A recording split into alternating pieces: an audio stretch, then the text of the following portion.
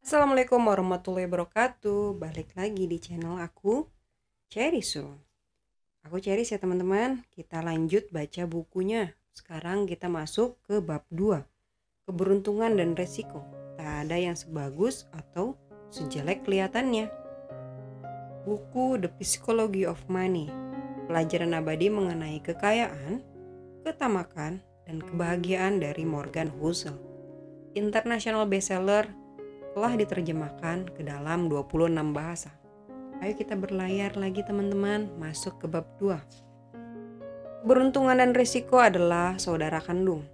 Keduanya adalah realitas bahwa semua hasil dalam hidup dipengaruhi kekuatan-kekuatan selain usaha pribadi. Profesor N.Y.U. Scott Galloway punya gagasan terkait yang sangat penting untuk diingat ketika menilai keberhasilan Anda sendiri dan pihak lain. Tak ada yang sebagus atau sejelek kelihatannya. Bill Gates bersekolah di salah satu di antara segelintir SMA di dunia yang punya komputer. Cerita mengenai bagaimana Lakeside School di luar Seattle mendapat komputer memang luar biasa. Bill Dougal ialah seorang pilot angkasa laut pada Perang Dunia II yang kemudian menjadi guru matematika dan sains SMA. Dia percaya bahwa belajar dari buku tak cukup tanpa pengalaman dunia nyata. Dia juga menyadari bahwa kami akan perlu tahu sesuatu mengenai komputer ketika kuliah. Kenang mendiang pendiri Microsoft Paul Allen. Pada 1968, Dougal mengajukan permintaan kepada Lakeside School Mothers Club untuk mengajukan hasil acara obral tahunannya. Sekitar $3.000 untuk menyewa satu komputer teletype model 30 yang disumbangkan ke terminal mainframe General Electric untuk berbagi waktu komputer. Gagasan berbagi waktu atau time sharing baru ada pada 1965, kata Gates belakangan. Ada seorang yang berpandangan maju. Sebagian besar sekolah pasca sarjana universitas saja tak punya komputer secanggih yang Bill Gates bisa akses pada waktu dia kelas 8, dan Gates tak bosan-bosan menggunakannya. Gates berumur 13 tahun ketika pertama bertemu teman sekelasnya, Paul Allen. Allen juga terobsesi dengan komputer sekolah dan keduanya langsung berteman baik. Komputer Lakeside bukan bagian kurikulum umum, melainkan termasuk program studi independen. Bill dan Paul dapat mengotak-atiknya secara santai, membiarkan kreativitas menggila sesudah jam sekolah sampai larut malam. Pada akhir minggu, mereka segera menjadi ahli komputer. Ketika sedang memakai komputer sampai larut malam, Allen ingat Gates menunjukkan majalah Fortune dan berkata, "Bagaimana rasanya ya menjalankan perusahaan Fortune 500?" Allen bilang, "Dia tak tahu. Barangkali kita akan punya perusahaan komputer sendiri nanti," kata Gates. Microsoft sekarang bernilai di atas $1 triliun. Sedikit matematika cepat saja. Pada 1968, di seluruh dunia kira-kira ada 303 juta orang yang umurnya masuk masa sekolah menengah atas menurut PBB. Sekitar 18 juta di antara mereka hidup di Amerika Serikat. Sekitar 270 juta hidup di negara bagian Washington. Sedikit di atas 100.000 hidup di daerah Seattle, dan hanya 300 bersekolah di Lakeside School. Mulai dari 303 juta berakhir dengan 300. Satu di antara sejuta siswa SMA bersekolah di sekolah yang punya kombinasi uang dan wawasan untuk membeli komputer. Bill Gates kebetulan adalah salah satunya. Gates tak malu mengakuinya. Jika tak ada Lakeside, tak bakal ada Microsoft, katanya kepada para lulusan sekolah itu tahun 2005. Gates sangat cerdas, juga pekerja keras, dan sebagai remaja dia punya visi tentang komputer yang bahkan sukar dimengerti eksekutif komputer berpengalaman. Dia juga punya keuntungan 1 dibanding 1.000.000 karena bersekolah di Lakeside. Sekarang, saya akan beritahu Anda mengenai kawan Gates, Ken Evans. Dia mengalami dosis kuat, saudara dekat keberuntungan, resiko. Bill Gates dan Paul Allen menjadi nama-nama terkenal berkat keberhasilan Microsoft. Namun di Lakeside ada anggota ketiga geng SMA penyuka komputer. Ken Evans, dan Bill Gates menjadi teman baik pada kelas 8. Evans anak terpintar sekelas menurut Gates. Keduanya sering sekali ngobrol di telepon, kenang Gates di dokumenter Inside Bill Brains. Saya masih ingat nomor telepon Ken, katanya. 525-7851. Evan sama ahlinya menggunakan komputer dengan Gates dan Allen. Lakeside pernah kesulitan membuat jadwal kelas secara manual. Rumitan dalam membuat ratusan anak bisa mengikuti banyak kelas yang dibutuhkan tanpa ada bentrok. Sekolah menugasi Bill dan Ken yang masih anak-anak untuk membuat program komputer guna memecahkan masalah itu. Programnya bekerja. Tak seperti Paul Allen, Ken punya otak bisnis dan ambisi tanpa batas seperti Bill. Ken selalu bawa tas besar seperti tas pengacara. Kenang Gates, kami dulu selalu merancang apa yang akan kami lakukan 5 atau 6 tahun ke depan. Apa kami akan jadi CEO? Macam apa dampak yang dapat kami buat? Haruskah kami jadi jenderal? Jadi duta besar? Apapun itu, Bill dan Ken tahu mereka akan melakukannya bersama-sama. Sesudah mengenang pertemanannya dengan Ken, Gates merenung. Kami bakal terus bekerja sama. Saya yakin kami bakal kuliah bareng. Ken bisa saja menjadi salah seorang pendiri Microsoft bersama Gates dan Allen. Namun itu tak terjadi. Ken meninggal dalam kecelakaan ketika naik gunung sebelum lulus SMA. Tiap tahun ada sekitar 3 lusin kematian orang yang naik gunung di Amerika Serikat. Peluang tewas di gunung ketika masih SMA kira-kira 1:1 juta. Bill Gates mengalami keberuntungan 1:1 juta dengan berada di Lakeside. Ken Evans mengalami resiko 1:1 juta dengan tidak pernah menyelesaikan apa yang dia dan Gates mau lakukan. Kekuatan yang sama, kadar peluang yang sama, bekerja ke arah yang berlawanan. Keberuntungan dan risiko sama-sama merupakan realitas bahwa tiap hasil dalam hidup dipengaruhi kekuatan-kekuatan selain upaya individual. Keduanya sangat mirip sehingga kita tak bisa percaya salah satunya tanpa juga menghormati yang lain. Keduanya terjadi karena dunia terlalu kompleks untuk memperkenankan 100% perbuatan kita menentukan 100% hasil. Keduanya didorong hal yang sama. Anda satu orang dalam permainan yang melibatkan 7 miliar orang lain dan banyak sekali bagian yang bergerak.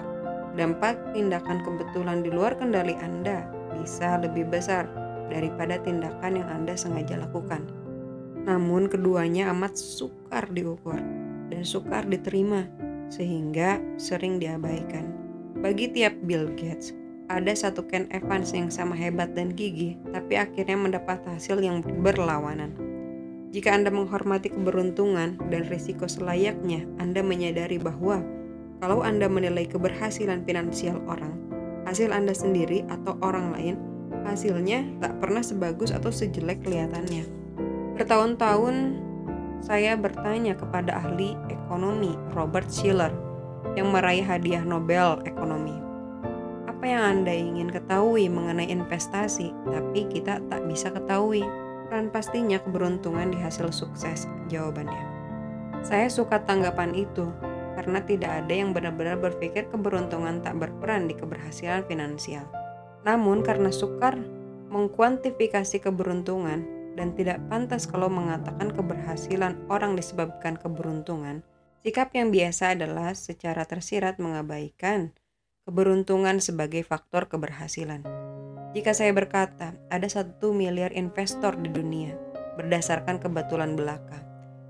Apa Anda bakal memperkirakan 10 di antara mereka menjadi miliarder hanya karena keberuntungan?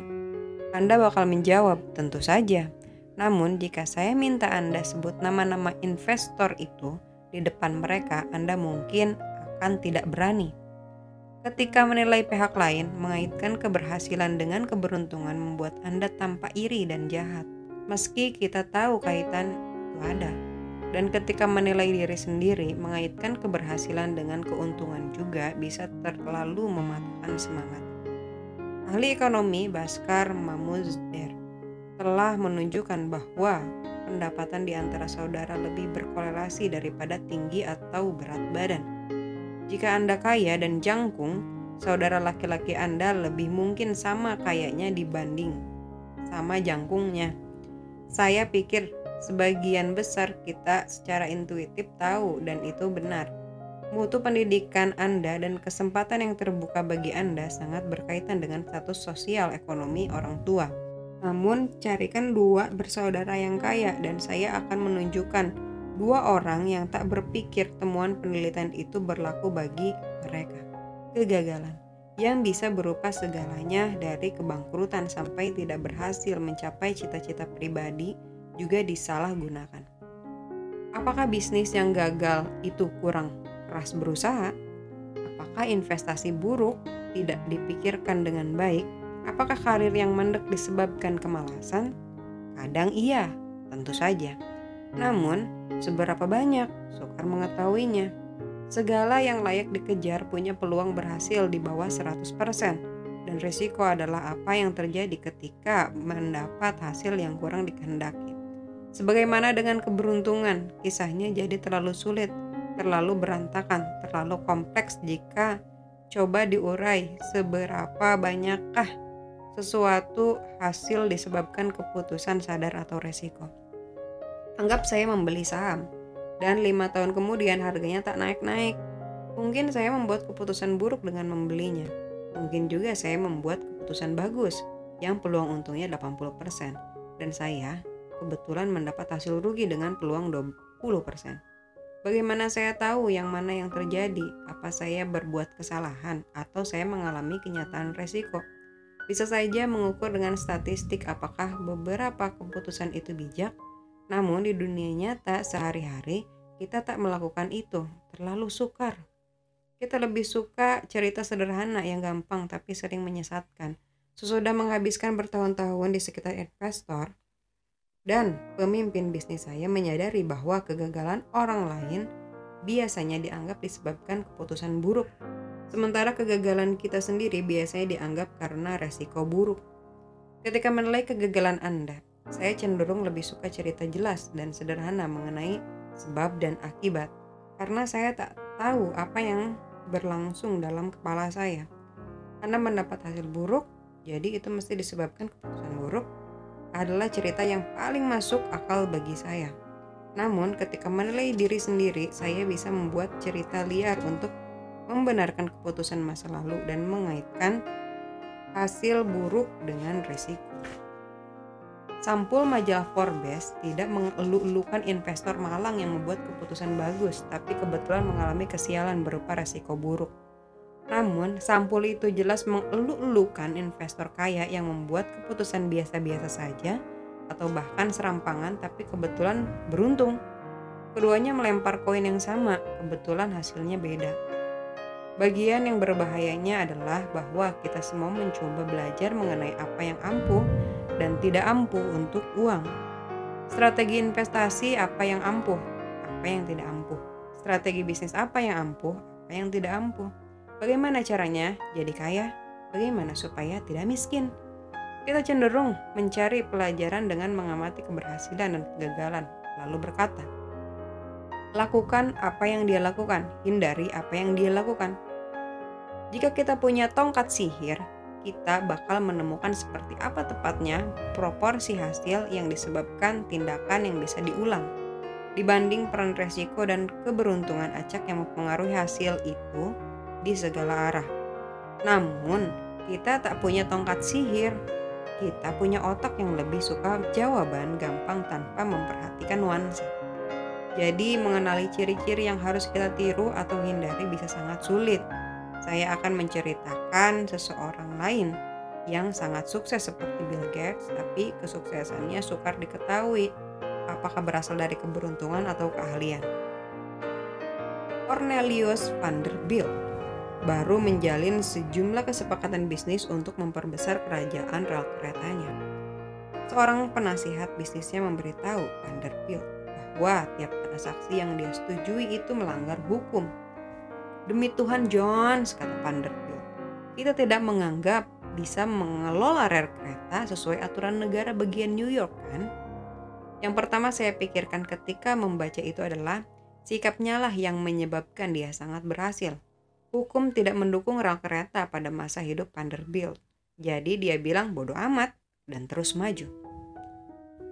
Vanderbilt luar biasa sukses. Jadi ada godaan memandang sikapnya yang tak peduli hukum, terkenal dan vital bagi keberhasilannya sebagai kebijaksanaan. Sang visioner nekat tidak bisa dihalangi apapun. Namun, seberapa berbahayakah ambisius itu? Tak ada orang waras yang bakal menyarankan kejahatan terang-terangan sebagai ciri kewiraswastaan. Bisa dibayangkan cerita Vanderbilt berujung berbeda. Melanggar hukum yang perusahaan barunya ambruk karena vonis pengadilan. Kita punya masalah di sini. Kita bisa memuji Vanderbilt karena menantang hukum dengan sama bersemangatnya ketika mengkritik Enron karena melakukan hal yang sama. Barangkali salah satu beruntung karena bisa menghindari jerat hukum sementara yang satunya lagi sial. John D. Rockefeller sama saja. Dia berkali-kali mengakali hukum. Seorang hakim pernah menyebut perusahaan Rockefeller tak lebih baik daripada maling biasa. Namun sering digambarkan ahli sejarah sebagai pebisnis cerdik. Barangkali memang begitu. Namun kapan narasinya bergeser dari jangan biarkan hukum yang ketinggalan zaman menghalangi inovasi ke dia berbuat kejahatan? Atau seberapa sedikit pergeseran yang diperlukan supaya ceritanya berubah dari Rockefeller itu jenius, coba belajar dari keberhasilannya. Ke Rockefeller itu penjahat, coba belajar dari kegagalan bisnisnya, sedikit sekali. Peduli apa aku dengan hukum? Vanderbilt pernah berkata, bukankah aku punya kekuasaan? Dia memang punya dan itu ampuh. Namun gampang membayangkan itu sebagai kata-kata terakhir dalam satu cerita dengan hasil amat berbeda. Garis antara keberanian dan serampangan bisa tipis. Ketika kita memberi bobot yang layak bagi resiko keberuntungan, keduanya kadang jadi tak terlihat. Benjamin Graham dikenal sebagai salah satu investor terbesar sepanjang masa, bapak investasi nilai dan salah satu gurunya Warren Buffett. Namun, sebagian besar keberhasilan investasi Benjamin Graham disebutkan kepemilikan atas sejumlah besar saham Geico yang dia akui sendiri melanggar hampir semua aturan diversifikasi yang Graham tulis di buku-bukunya. Di mana garis tipis antara berani dan nekat berbeda, saya tak tahu. Graham menulis mengenai keuntungan besar dari Geico. Satu keberuntungan atau satu keputusan sangat cerdas, bisakah dibedakan? Tidak mudah. Begitu juga, kita berpikir bahwa Mark Zuckerberg jenius karena menolak tawaran Yahoo senilai 1 miliar US pada 2006 untuk membeli perusahaannya. Dia melihat masa depan dan memilih bertahan. Namun orang mengkritik Yahoo dengan sama gencarnya karena menolak tawaran pembelian dari Microsoft. Orang-orang bodoh itu seharusnya ambil untung selagi bisa. Apa pelajarannya bagi wira swasta di sini? Saya tak tahu karena risiko dan keberuntungan sangat sukar dipastikan. Ada banyak sekali contohnya. Banyak keuntungan dan kegagalan disebabkan faktor luar. Para manajer paling hebat dan paling payah menggerakkan bawahannya sekeras mungkin. Pembeli adalah raja, dan pembeli tak tahu apa yang dia mau, sama-sama diterima sebagai kebijaksanaan bisnis. Garis batas antara sangat berani dan sembarangan bisa hanya setebal 1 mm dan baru kelihatan kalau disorot lampu. Resiko dan keberuntungan adalah dua sisi koin yang sama. Itu bukan masalah gampang. Kesukaran mengenali apa itu keberuntungan, apa itu keahlian, dan apa itu proses adalah salah satu masalah terbesar yang kita hadapi ketika mencoba belajar mengenai cara terbaik mengelola uang. Namun, dua hal bisa mengarahkan Anda dengan lebih baik. Hati-hati dengan siapa Anda puji dan kagumi. Hati-hati dengan siapa yang Anda remehkan dan hindari. Atau hati-hati saja kalau menganggap bahwa 100% hasil bisa dikaitkan dengan upaya dan keputusan. Sesudah putra saya lahir, saya menulis surat untuk dia. Sebagian isinya, beberapa orang lahir di keluarga yang mengutamakan pendidikan. Yang lain lahir di keluarga yang tak peduli pendidikan. Beberapa lahir di ekonomi yang tumbuh pesat dan mendorong wira swasta. Yang lahir pada masa perang dan kesulitan. Saya ingin kami berhasil. Saya ingin kamu berusaha agar berhasil. Namun, sadarilah bahwa tak semua keberhasilan disebabkan kerja keras, dan tak semua kemiskinan disebabkan kemalasan. Ingat itu ketika menilai orang, termasuk dirinya sendiri. Oleh karena itu, kurangi fokus ke individu tertentu dan studi kasus. Tambah fokus ke pola umum.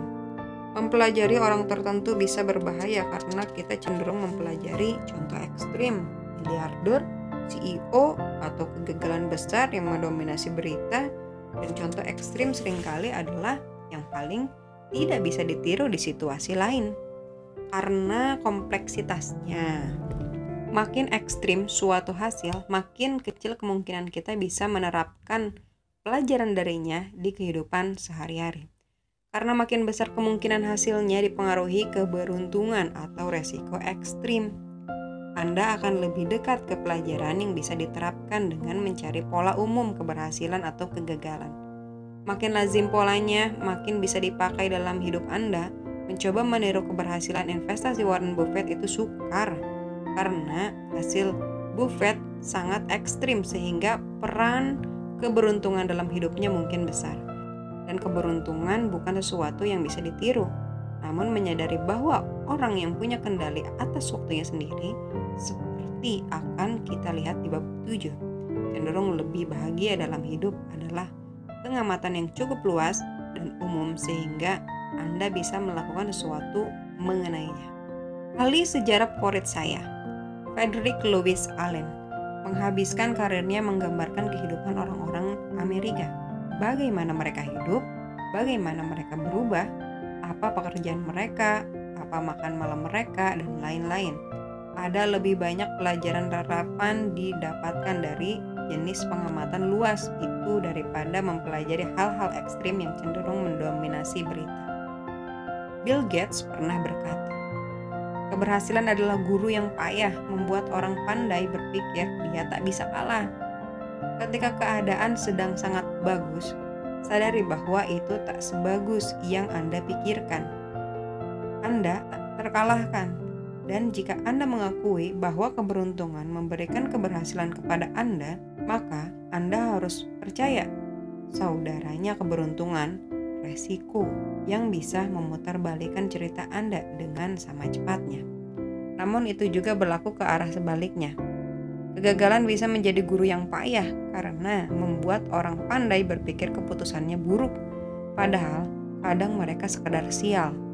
Trik menghadapi kegagalan adalah menata kehidupan finansial sedemikian rupa sehingga satu investasi buruk di sini, satu kegagalan mencapai tujuan finansial di sana, tak membuat Anda habis dan Anda masih bisa terus bermain sampai beruntung.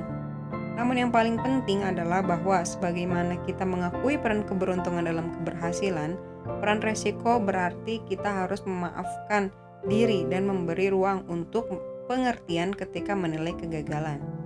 Tak ada yang sebagus atau sejelek kelihatannya. Sekarang, mari kita lihat kedua orang yang mengadu nasib. Nah teman-teman, bab 2 udah selesai, kita lanjut ke bab 3 ya di next video. Bye-bye. Kalau misalkan teman-teman suka dengan video semacam ini, jangan lupa klik like, komen, dan juga share ke teman-teman lainnya biar bisa memberikan dampak lebih luas lagi manfaatnya. Dan aku senang. Makasih. Assalamualaikum warahmatullahi wabarakatuh.